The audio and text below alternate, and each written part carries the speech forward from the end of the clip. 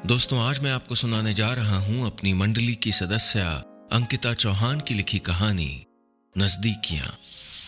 सुबह के कुछ 11 बजे थे। हवा में नमी थी।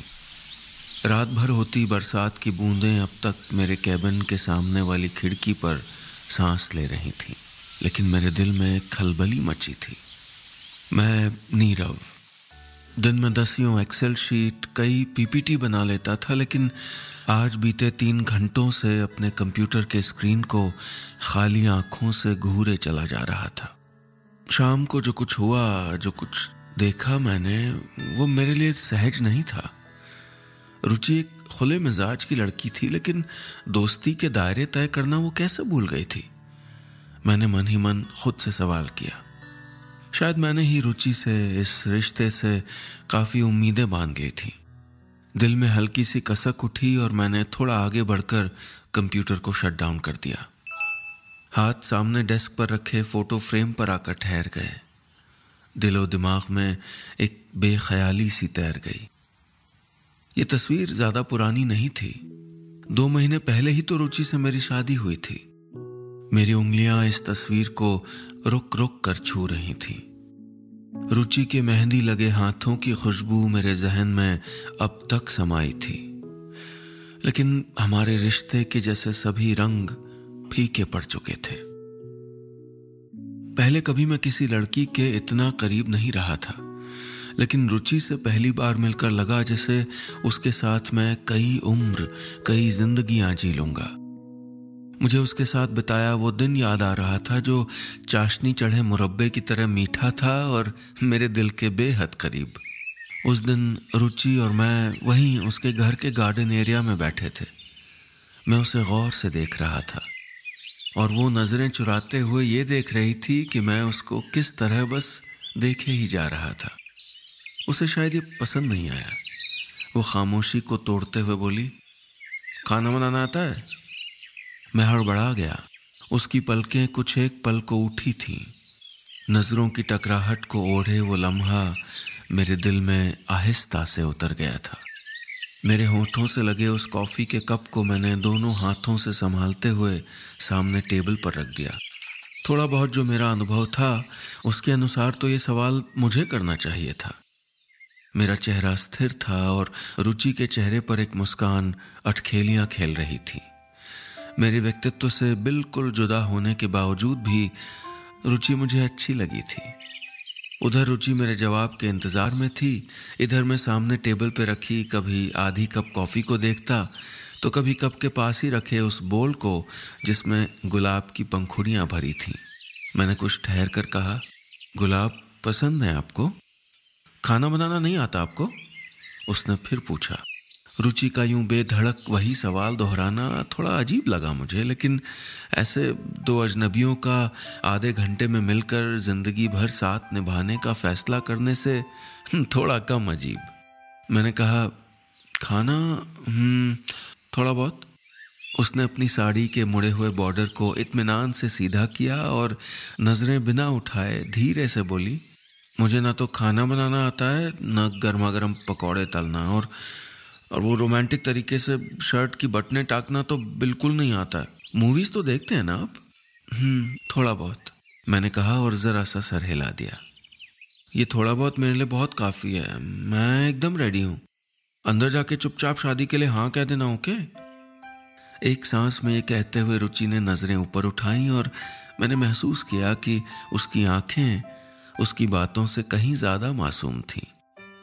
उसी पल खामोश झील जैसे मेरे दिल ने उसके साथ जिंदगी भर के कई ख्वाब बुन लिए थे। इस बात को बमुश्किल 1 महीना ही हुआ होगा।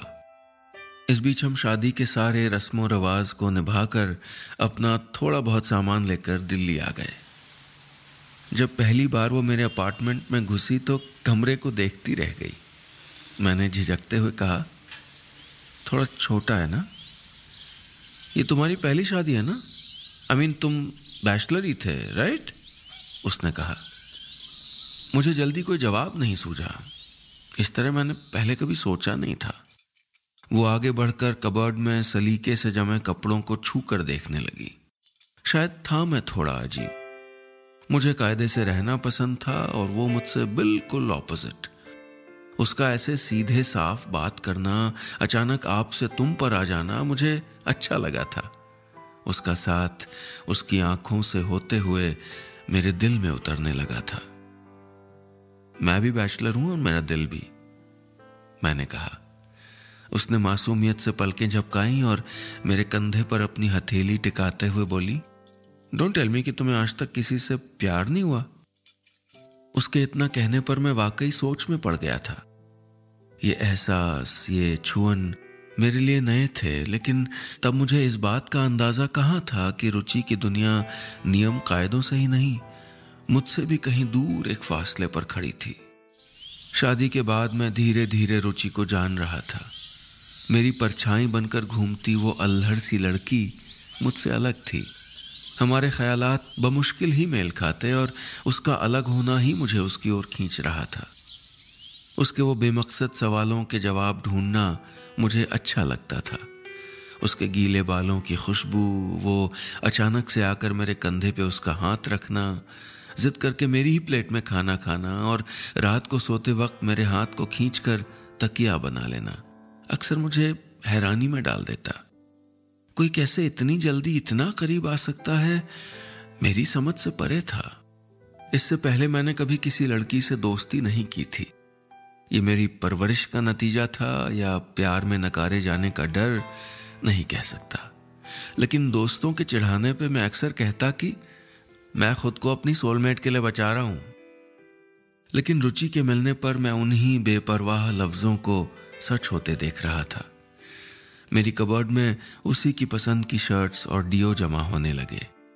वो मेरी जिंदगी या मेरे वजूद का ही नहीं, मेरी सांसों का हिस्सा होती जा रही थी। फिर एक दिन हमारे बीच झगड़ा हुआ, हमारा पहला झगड़ा। हर सुबह की तरह उस दिन भी रुचि अपनी आंखों में हल्की हंसी लिए कभी अपना आंचल तो कभी उंगलियां मेरी गर्दन के पीछे फिरा रही थी। मैंने थोड़ा खींचते हुए उसकी कलाई पकड़ी और कहा, वीकेंड है यार, एटलीस्ट आज तो सोने दो। वो बोली, वीकेंड है यार, तभी तो उठा रही हूं। इससे पहले वो कुछ और कहती, उसका मोबाइल बज उठा। कुंभकर्ण हो तुम पूरे, ये कहते हुए उसने फोन रिसीव किया। मैं तकिए को अपनी बाहों में कस कर समेटे मुस्कुरा रहा था और वो नाम दोहरा रहा था जो रुचि मुझे छेड़ते हुए अक्सर कहा करती थी, कुंभकर्ण।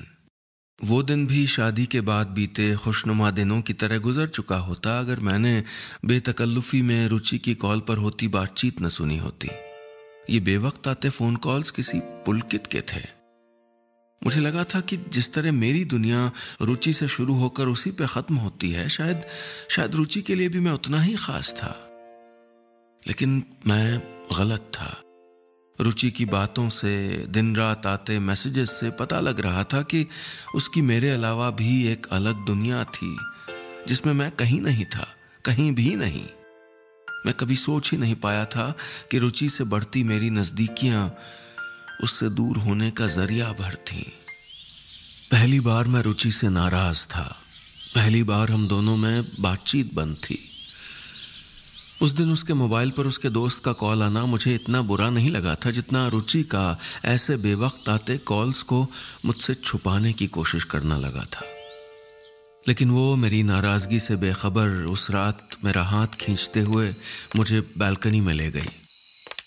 मेरी आंखों को अपनी नाजुक हथेलियों से छुपाकर बोली, जब तुम हंसते हो ना तो बिल्कुल ऐसे ही लगते हो। ये कहते हुए उसने अपने हाथ मेरी आंखों से हटा लिए। सामने चांद था, पूर्णिमा का भरा पूरा चांद। हमेशा की तरह उसने अपनी मासूम बातों से मेरे नासाज दिल को पिघला दिया था। उस दिन हुई हल्की फुल्की नोकझोंक को मैंने हंसते हुए शादी के बाद वाले खट्टे मीठे अनुभवों में शामिल तो कर लिया, लेकिन फिर भी दिल में कहीं एक डर था, रुचि को खो देने का डर, हमारे इस रिश्ते के बिखरने का डर।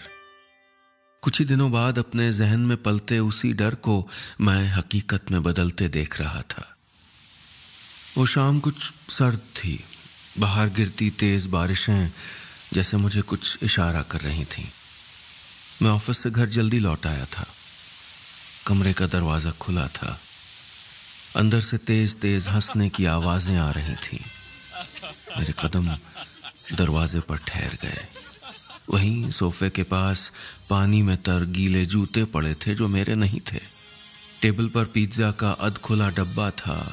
कमरे में बजते तेज म्यूजिक में मेरे आने की आहट खो गई। सामने खिड़की से बारिश की झीनी झीनी बौछारें अंदर आ रही थीं। वहीं एक और कॉफी का कप थामे रुचि खड़ी थी और उसी के पास एक अजनबी। वो दोनों मेरे वहां होने से बेखबर अपनी ही दुनिया में खोए थे। मैं तड़प रहा था और उसी खिड़की के शीशे में खुद को तड़पते हुए देख भी रहा था। मैंने बिना कुछ कहे आगे बढ़कर म्यूजिक सिस्टम ऑफ कर दिया। अब रुचि का ध्यान मुझ पर गया। उसकी सकपकाहट को मैंने उसकी आंखों में महसूस किया था। इससे पहले कि वो कुछ कहती, मैं तेज कदमों से कमरे से निकल आया। कुछ ही पलों में रुचि का वो दोस्त पुलकित कमरे से बाहर था। जाते वक्त उसने मुझे मुड़कर देखा। उसके कंधे तक ठहरे लंबे बाल, एक कान में चाबीनुमा ईयररिंग, कई छेदों से घिरा उसका चेहरा जैसे मेरे जहन को घायल कर गया था। मैं शून्य हो चुका था। काफी देर तक मैं वहीं बाहर दरवाजे के एक तरफ खड़ा रहा और रुचि दूसरी तरफ। हमारे बीच खामोशी पसरी थी।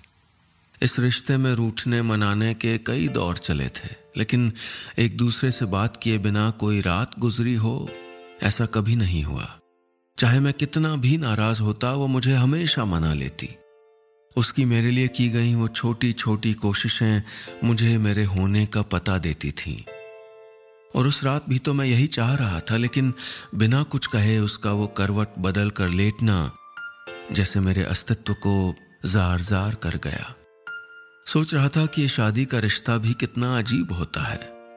फेरों के वक्त बंधती गांठ दिल को खुशी देती है और उसके बाद रिश्ते में पड़ती हर गांठ तोड़ देती है, हमें खाली सा कर जाती है। अगली सुबह खामोशी से भरी थी। इस बीच घड़ी की टिक टिक करती सुइयां भी कई बार मिल चुकी थीं, लेकिन रुचि और मेरे बीच के सारे एहसास जैसे खो गए थे। मैं नहाकर कमरे में आया तो देखा बिस्तर पर रुचि का मोबाइल ब्लिंक हो रहा था। मैंने ना चाहते हुए भी वो मैसेज पढ़ा। मेरा दिल धक कर गया। कुंभकर्ण ज्यादा नाराज है क्या? उसके दोस्त पुलकित का मैसेज था। किसी अजनबी शख्स का मुझे कुंभकर्ण पुकारा जाना इतना अजीब नहीं लगा जितना ये जानना कि रुचि ने किसी तीसरे इंसान को हमारे बीच बुने खास पलों में शामिल कर लिया था। मैंने मोबाइल वापस रखा ही था कि वो नाश्ता लेकर कमरे में आ गई। अलमारी से कपड़े निकालते हुए वो बोली, जैसा तुम सोच रहे हो वैसा कुछ नहीं है, वो सिर्फ एक दोस्त है। दोस्ती शब्द का सही अर्थ भूल गया था मैं। डिक्शनरी चेक कर लूंगा, मैंने कहा तो रुचि पत्थर की तरह खामोश हो गई। उस दिन शायद मेरे लफ्जों में घुली कड़वाहट रुचि से ज्यादा मुझे चोट दे गई थी। उसके बाद मैंने जैसे मसरूफियत की चादर ओढ़ ली थी और रुचि जैसे मेरे साथ होकर भी मेरे पास नहीं थी। मैं आज ऑफिस के इस केबिन में उसके साथ बिताए हर एक लम्हे को मन ही मन दोहरा चुका था। हर रिश्ता, हर एहसास मुझे झूठा लग रहा था, बेबुनियाद। एक लंबी सांस भरते हुए मैंने मोबाइल में टाइम देखा। 8:30 बजे थे। रुचि का एक मैसेज भी पड़ा था। उसे किसी दोस्त की सगाई में जाना था।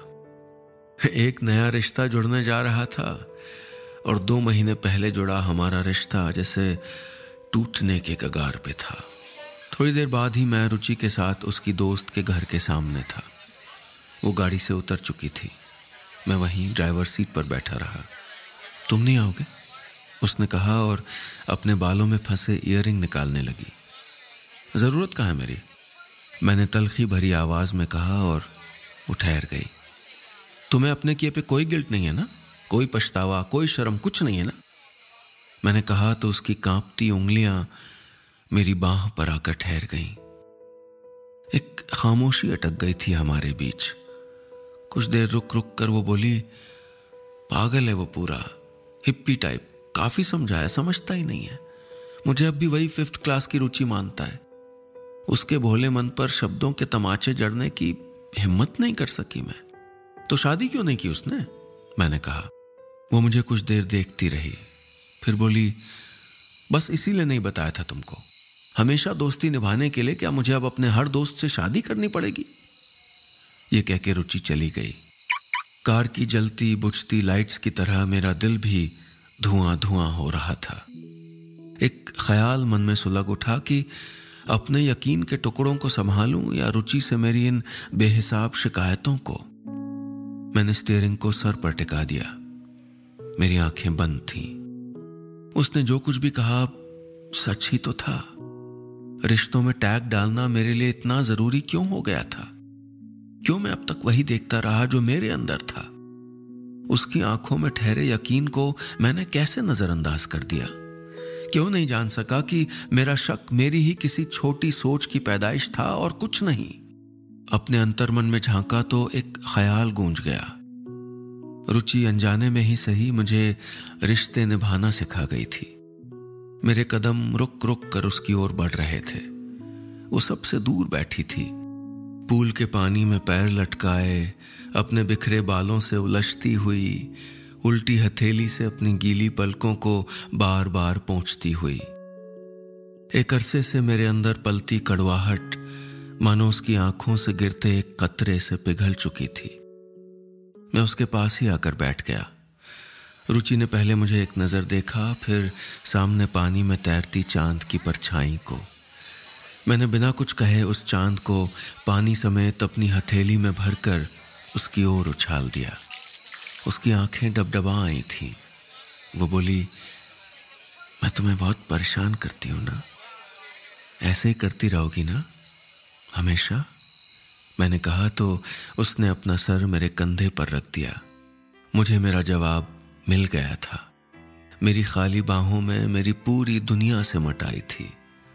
हम करीब थे एक बार फिर रूठ कर मान जाने के लिए। दोस्तों, कहानी खत्म, पैसा हजम। उम्मीद है ये कहानी आपको पसंद आई होगी।